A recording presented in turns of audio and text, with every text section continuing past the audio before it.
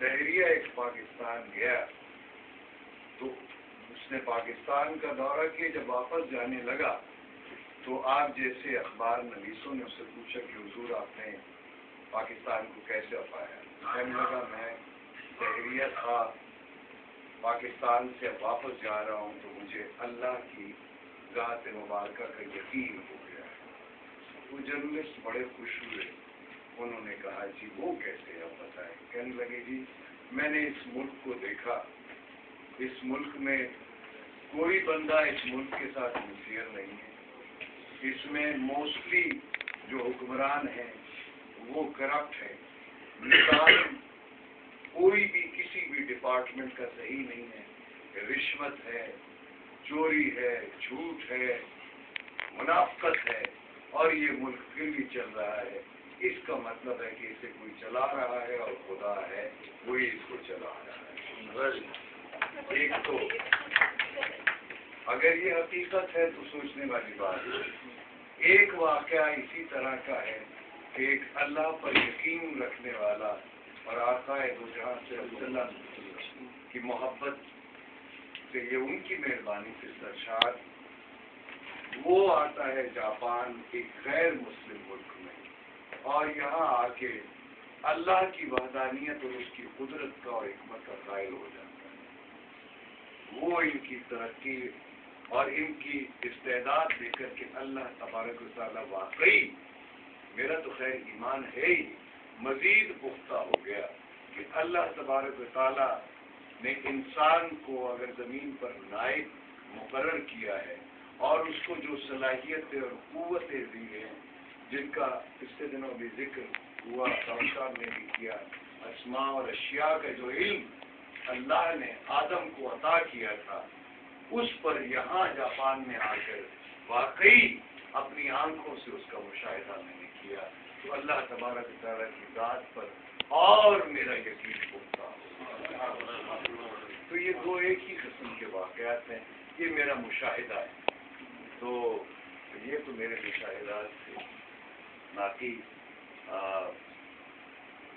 رحمان بابا ہمارے صوفی شاعر 400 سال پہلے گزرے. موضوع پھر وہی اب آ رہا ہے, کر نہیں سکتا, مجھے اور کچھ کہنا نہیں آتا. میں تو بزرگوں کے حوالے سے بھی بات کر سکتا ہوں. انہوں نے فرمایا کہ پیو قدم در عرش پور رسی ما لیدلے دے رفتار درویشان, کہ ایک قدم اٹھائیں اور عرش پر پہنچ جائیں. میں نے درویشوں کی وہ رفتار بھی دیکھی ہے. اب یہ دعوے کے ساتھ دیکھی ہے, یہ نہیں ہے کہ میں نے سنا. اب سوال یہ پیدا ہوتا ہے کہ عرش پر تو ایک ہی ہستی تشریف دے, میرے آقا صلی اللہ علیہ وسلم, تو رحمان بابا کہاں؟ یہ سوال پیدا ہوتا ہے کہ جب وہ دعوے سے کہہ رہے ہیں کہ میں نے دیکھا ہے یا وہ رفتار دیکھی ہے, تو اس کے معنی یہ ہے کہ رحمان بابا کی روح وہاں موجود تھی. بلکہ نہ صرف رحمان بابا کی بلکہ تمام اولیاء کرام کی, اللہ کے نیک بندوں کی ارواح بھی وہاں موجود تھی. اس کے ثبوت کے طور پر آقا دو جہاں صلی اللہ علیہ وسلم کی حدیث مبارکہ وہ اس کی دلیل کے طور پر ہے کہ میری امت کے علماء بنی اسرائیل کے پیغمبروں کے برابر ہوں گے. تو اگر عقائد و جہاں تمام انبیاء کرام کو نماز پڑھا سکتے ہیں, ان کی امامت فرمائی مسجد اقصی میں معراج شریف پر جانے سے پہلے, تو اگر انبیاء کی ارواح ہو سکتی ہیں تو کیا حضور صلی اللہ علیہ وسلم کی امت کے اولیاء کی ارواح نہیں ہو سکتی؟ یہ دلیل ہے اس بات. اور اس سے آگے کی بات روایات میں آتی ہے کہ جب ملاقات ہوئی موسیٰ علیہ السلام کے ساتھ, غالباً تیسرے آسمان پہ یا چوتھے آسمان پہ, مجھے آپ صحیح کر دیجیے گا, میرا علم بڑا ناقص ہے. تو وہ جو نمازوں کا ایک واقعہ ہے کہ نمازیں 100 تھیں یا 50 تھیں، پھر آئے، پھر موسیٰ علیہ السلام نے پھر عرض کی کہ حضور یہ زیادہ ہیں، تو اور کم کر کے کہ آخر میں 5 نمازیں رہ گئی۔ تو جب یہ واقعہ ہوا، اس میں موسیٰ علیہ السلام نے آقا دو جہاں صلی اللہ علیہ وسلم سے یہ پوچھا کہ حضور آپ نے یہ فرمایا ہے کہ میری امت کے علماء، اچھا اب علماء سے مراد جو ہے وہ مولوی ہرگز، علماء سے مراد عالم ہے۔ عالم کہتے ہیں جاننے والے، جس کے پاس علم ہوتا ہے، وہ کسی بھی فیلڈ کا ہو سکتا ہے، وہ فزکس کا بھی ہو سکتا ہے، وہ بایولوجی کا بھی ہو سکتا ہے، اناٹمی کا بھی ہو سکتا ہے، آرکیالوجی کا بھی ہو سکتا ہے، دین کا علم بھی اس کے پاس ہو سکتا ہے، ایسٹرولوجسٹ بھی ہو سکتا ہے، یعنی کسی بھی، یعنی علماء سے مراد، لیکن ساتھ امت کا لفظ ہے۔ یہ ذہن میں رکھے کہ وہ امتی ہونا اس کا شرط ہے، پھر وہ انبیاء کے برابر بنی اسرائیل کے ہوگا۔ تو جب یہ موسیٰ علیہ السلام نے یہ سوال کیا کہ آپ نے یہ فرمایا ہے، تو میرے آقا صلی اللہ علیہ وسلم تو صادق اور امین ہے، آپ نے فرمایا کہ جی میں نے یہ کہا، آپ نے فرمایا۔ تو موسیٰ علیہ السلام نے فرمایا کہ حضور کسی ایک سے ملاقات تو کرائیے۔ تو روایات میں آتا ہے کہ میرے آقا نے عالم ارواح سے امام غزالی کی روح کو بلایا۔ میرا آقا بلایا اور غزالی نہ آئے، حضرت امام غزالی کی روح حاضر ہوئی۔ موسیٰ علیہ السلام نے پوچھا تمہارا نام کیا ہے؟ امام غزالی نے جواب دیا محمد بن محمد بن محمد بن غزالی۔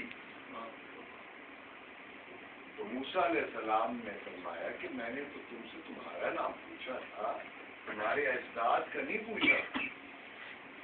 تو امام غزالی نے جواب دیا کہ حضور آپ سے بھی تو اللہ نے پوچھا تھا، اے موسیٰ تیرے ہاتھ میں کیا ہے؟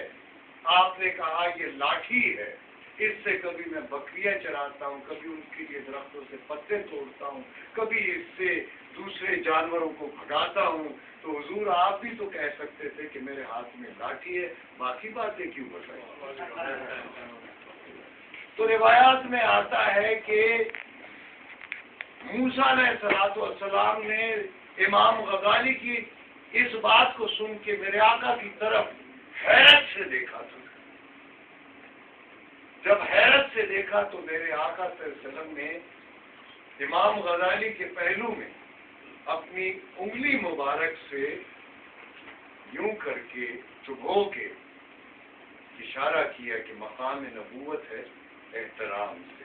تو امام غزالی نے آنکھیں جھکا لی تھی، اور روایات میں آتا ہے اور یہ حقیقت بات ہے کہ جب امام غزالی پیدا ہوئے ان کے پہلو میں میرے آقا کی انگلی کا نشان تھا، اور وہ امام غزالی اگر آپ ان کی مکاشفۃ القلوب پڑھیں گے، اور آپ تو عالم لوگ ہیں، آپ نے آ کے تو مجھے اپنی ایک کمائیگی کا احساس ہوتا ہے۔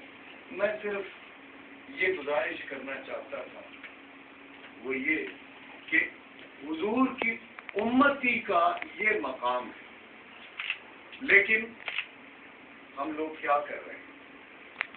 امت کر کیا رہی ہے؟ یہ دیکھ کے بڑا افسوس ہوتا ہے، بڑی تکلیف ہوتی ہے۔ وہ علامہ صاحب نے فرمایا تھا کہ لیا جائے گا تجھ سے کام دنیا کی امامت کا، تو یہ امامت ہے، یہ تو قیامت ہے، یہ امامت نہیں۔ اگر یہ طریقہ ہے امامت کا تو یہ کوئی امامت نہیں۔